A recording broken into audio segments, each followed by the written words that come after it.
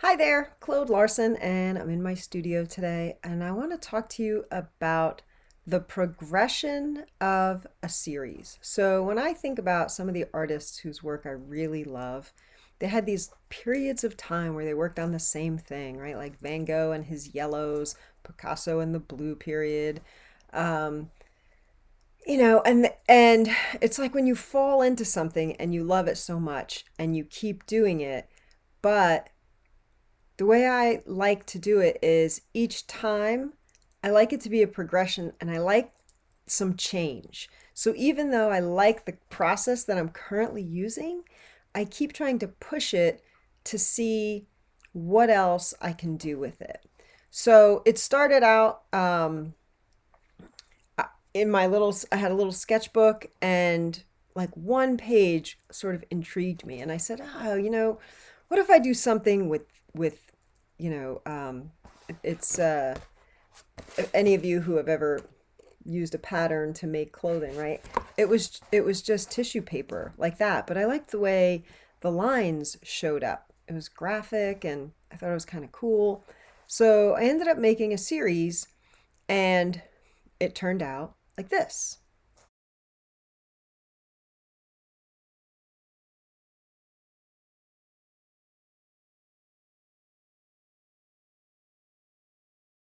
And I was happy with how those four pieces came out. But I was even happier with the process that I had used to achieve those four pieces. So what I did was I changed the substrate. The first four pieces were, they started on paper and then that was mounted to cradle panel. So now I just used board, like I think it's quarter-inch thick artist's board for painting. It was like pre-gessoed and all of that. I started on that, and then I also just tried making some on paper that ended up being matted and framed and part of a series. But I changed the size and I changed the color palette to keep it interesting. And this is where the progression led. This is the work that came from that.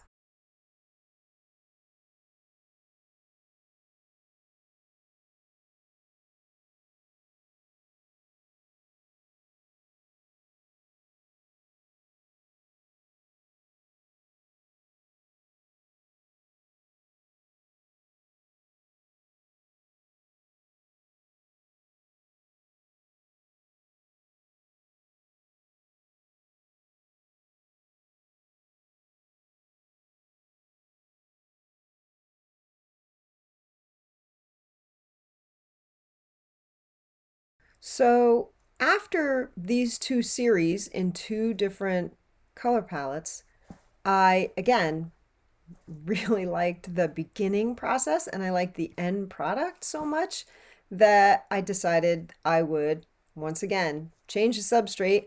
So I tried it on canvas, which I don't work on canvas a lot. So that added a little interest. It added like a back texture, which I really appreciated in the finished work. So, because when you see it like up close and in person, the texture really adds like a nice added dimension.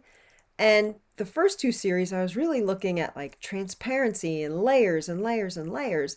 And then when I shifted to canvas, I decided I'd worked so much with transparency, still like the process.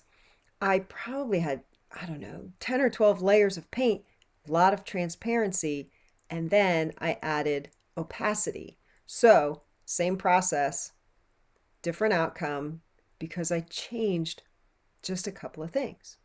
So now I'm at the point where I want to continue this process because I really am enjoying it. So I have prepared larger paper. My other series, it was on 7 by 11. I actually just like cut these in half because I really didn't know, what I was going to do with them. So now I've got the whole 11 by 14 paper. I've got some really nice, like nice quality professional gallery wrapped canvases because again, I liked the canvas, and instead of making them rectangular, which the other ones were, I'm going to go back to the square format. I do love a square. What can I say? And I've been messing around with, what will the color palette be?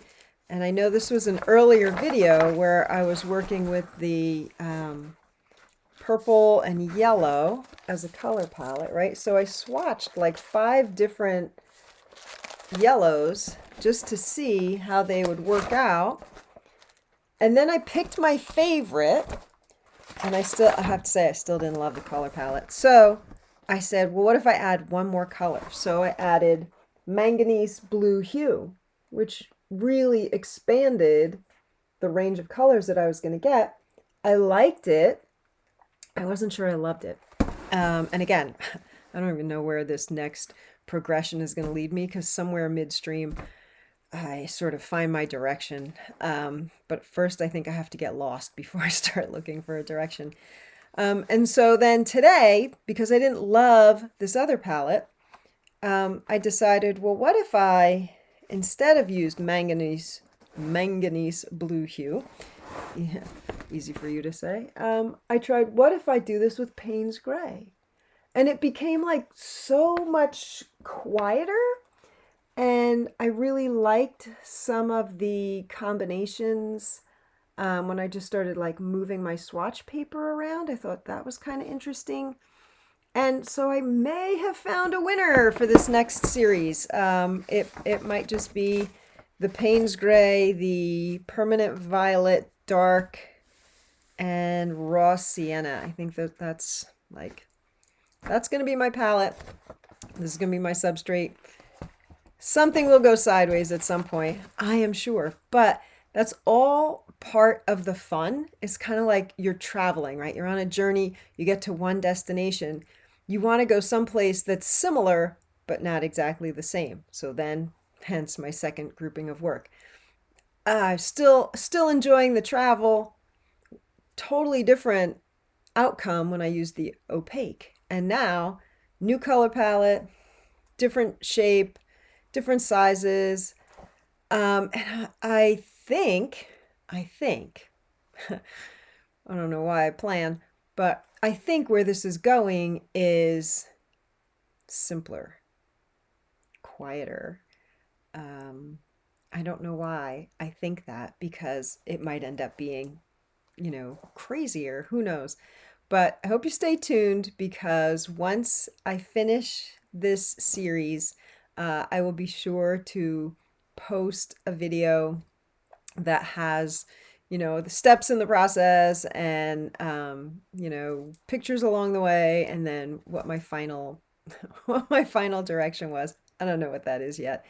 Anyway, I highly encourage you to, if you have something that you like to do, you really enjoy whatever it is, right? Try to change 1 or 2 little things about it. The size, the color palette, the shape, the the process. I don't know, change a little something and see the limitless possibilities that you'll get from that, because really that's what it's about, right? I could work with a limited palette for the rest of my life.